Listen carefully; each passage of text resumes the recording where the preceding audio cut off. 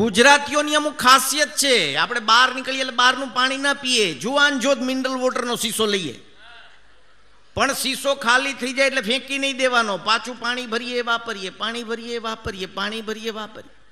એ જુવાન શીશો વૃદ્ધ થઈ જાય, એના અસ્તિત્વ ઉપર ઉભો ન રહે એવો થઈ જાય ત્યાં લગી વાપરીએ. આપણે ગુજરાતી ઘરે આઈસ્ક્રીમ પાર્ટી હોય, 200-250 જણાના આઈસ્ક્રીમ ખવડાવવાનો હોય, ઘરના 4 જણા આઈસ્ક્રીમ ચાખવા જાય, નોખી નોખી જાતનો 4-5 જાતનો આઈસ્ક્રીમ ચાખે, પણ નક્કી એ જ થાય છે ઘરેથી નક્કી કરીને ગયા હોય કાજુ દ્રાક્ષ.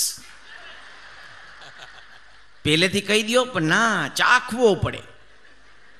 બેનો પાણીપુરી ખાવા જાય, તમે જોજો 100 રૂપિયાની પાણીપુરી ખાય, 100 રૂપિયા રોકડા આપે, પણ છેલ્લી 5 મફતની ન ખાય તો આગલી 100 નો સ્વાદ ન આવે. એ આપણે ગુજરાતી.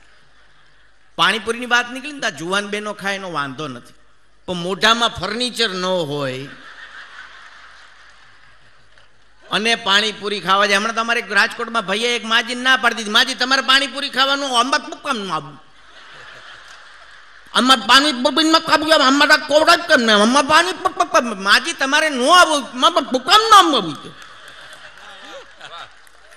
કે માડી તમે પાણીપુરી મોઢામાં નાખો ને ડાબલી બંધ કરો, પિચકારી મારી ઉપર ઉડે.